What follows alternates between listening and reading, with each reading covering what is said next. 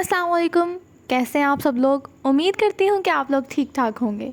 आज की video specially उन लोगों के लिए है जिन्होंने कमेंट्स में पूछा है कि नर्सिंग के बारे में बताइए, बीएस नर्सिंग के बारे में बताइए, या एएफएनएस के लिए हमें कौन कौन से टेस्ट रिक्वायर्ड हैं और क्या सारा प्रोसीजर होता है।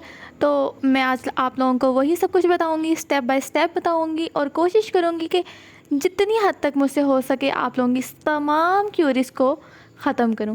सबसे पहले तो मैं आपको थोड़ा सा इंट्रो दे दूं कि बहुत से कॉलेजेस हैं, मेडिकल कॉलेजेस हैं, हेल्थ साइंसेस के जो इंस्टीट्यूट्स हैं वो आपको नर्सिंग करवा रहे हैं, बीएस नर्सिंग करवा रहे हैं। लेकिन मैं रिकमेंड करूंगी कि अगर आपको नर्सिंग ही करनी है तो आप एएफएनएस आर्म्ड फोर्स नर्सिंग सर्विस के ज़रिए नर्सिंग कीजिए। इसके कोई चार्जेस नहीं होते, कोई फ़ी नहीं होती और आपको सिर्फ़ और सिर्फ 100 रुपीज़ में एडमिशन फॉर्म अपना फिल करना होता है, 700 रुपीज़ सबमिट करवाने होते हैं और आपकी रजिस्ट्रेशन हो जाती है। उसके बाद 30 to 35 रुपीज़ स्टाइपेंड मिलता है हर मंथ, ठीक है। और उसके बाद आपको वहीं पे सर्व करना होता है और आपकी अच्छी खासी पे होती है। तो चलिए स्टार्ट करते हैं कि किस तरह प्रोसीजर होता है, क्या क्या टेस्ट होते हैं। तो लेट्स बिगिन द वीडियो। सबसे पहले बात करते हैं वैकेंसीज़ की। आप लोग रजिस्ट्रेशन का पूछ रहे थे ना कि किस मंथ में आती है, हमें डेट बता दीजिए। तो जो रजिस्ट्रेशन होती है ना एएफएनएस की, वो स्टार्ट होती है जुलाई के एंड से, ठीक है। जुलाई के एंड से स्टार्ट होती है और अगस्त के वो कुछ डेज और भी देते हैं कि आप इस टाइम तक रजिस्ट्रेशन कर सकते हैं। मोस्टली सितंबर में एग्ज़ाम की डेट आ जाती है, ठीक है। ये जो डेट्स हैं ये आगे पीछे हो सकती हैं, कोविड की वजह से बहुत ज़्यादा टाइम हर चीज़ के आगे पीछे हुए हैं, तो ये भी हो सकती हैं। लेकिन मोस्टली जो मैं आपको यूजुअली बता रही हूँ वो यही डेट्स, यही मंथ्स होते हैं, ठीक है। और इंशाल्लाह अगर जुलाई में जब डेट्स आएंगी आप लोगों को अप्लाई करना होगा तो मैं इंशाल्लाह आपको बताऊंगी रजिस्ट्रेशन कैसे करनी है, उसके बारे में बताऊंगी, ठीक है। आप लोगों को इस बात की परेशानी नहीं लेनी है, आप बस फोकस्ड होकर अपने टेस्ट की तैयारी कीजिए अगर आप विलिंग हैं और कुछ करना चाहते हैं, ठीक है। इसके लिए क्राइटेरिया की बात कर लें तो आपको एफएससी में 50% मार्क्स चाहिए, एफएससी प्री मेडिकल के साथ हो। मैट्रिक में आपको चाहिए 60% मार्क्स और मैट्रिक भी बायो के साथ हो, ठीक है।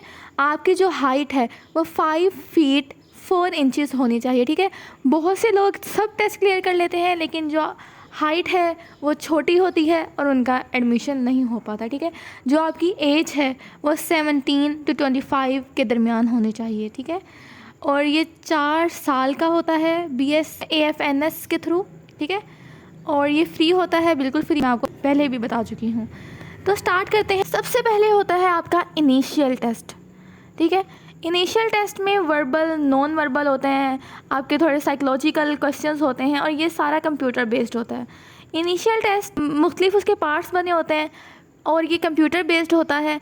आप जब पहला पार्ट कंप्लीट कर लेते हैं, ठीक है, या पहला पोर्शन, इस तरह मैं बोलूँ कि आप पहला पोर्शन जो टेस्ट का है वो कंप्लीट कर लेते हैं और आप उसमें पास हो जाते हैं, तब आपका नेक्स्ट पोर्शन ओपन होता है। अगर आप फर्स्ट पोर्शन में पास ना हुए, उसे क्लियर ना किया, तो आपका सेकंड पोर्शन भी नहीं खुलेगा। तो आप वहीं पे उठ के घर आ सकते हैं, आपको अपने रिज़ल्ट का फ़ौरन पता चल जाता है। इसी तरह अगर मैं आप लोगों को अच्छे से समझाऊं तो ये कि पहला पोर्शन फॉर एग्जांपल आपका पास है, आपका सेकंड पोर्शन अनलॉक हो गया है, वो खुल गया है। सेकंड पोर्शन आप कर रहे हैं लेकिन उसमें जब आपने उसे सबमिट किया फेल हो गए हैं, आप पास नहीं हुए, तो उस वजह से आपका थर्ड पोर्शन नहीं खुलेगा, ठीक है। आपको सब टेस्ट में पास होना ज़रूरी है, तब आपका जो इनिशियल टेस्ट है वो पास होता है। उसके बाद वहीं पे उसी दिन फ़ौरन से आपका अगर इनिशियल टेस्ट पास हो जाए, आपका इनिशियल मेडिकल हो जाता है। इनिशियल मेडिकल में वेट चेक होता है, हाइट चेक होती है और इसके अलावा जो आपकी वीएन है ना वो चेक होती है। और 5 फुट 4 इंचज़ आपकी जो है हाइट होनी चाहिए और इसी तरह इस हाइट के मुताबिक आपका वेट होना चाहिए, ठीक है। बीएमआई इसी चीज़ को कहते हैं कि हाइट के मुताबिक weight, okay. First merit list लगती है, ठीक है। इनिशियल टेस्ट आपका पास हुआ, इनिशियल मेडिकल हो गया। इनिशियल टेस्ट तो आपका पास होगा तभी आपका इनिशियल मेडिकल होगा। तो इनिशियल टेस्ट और इनिशियल मेडिकल की बेसिस पे आपकी फ़र्स्ट मेरिट लिस्ट लगेगी। अगर आप मेरिट पे आते हैं, आपका मेरिट लिस्ट में नाम आ जाता है, तो आपको 3 से 4 मंथ, मोस्टली 3 से 4 मंथ ही होते हैं, आपको इंटरव्यू के लिए बुलाया जाएगा, ठीक है। इंटरव्यू में आप किस से पर्सनैलिटी के बेस्ड और मुख्तलिफ क्वेश्चंस पूछे जाएंगे। उसके बाद आपका फ़ाइनल मेडिकल होगा। जो फ़ाइनल मेडिकल होता है उसके 10 डेज़ होते हैं। 10 डेज़ में मुख्तलिफ़ टेस्ट होते हैं, तो वो जो टेस्ट हैं वो आपको एक एक करके मैं बताने लगी हूँ, ठीक है। डे 1 में आपका ब्लड टेस्ट होता है, यूरिन टेस्ट होता है, ब्लड ग्रुप आपका पता किया जाता है और आपका एक्सरे होता है, ठीक है, डे 1 में।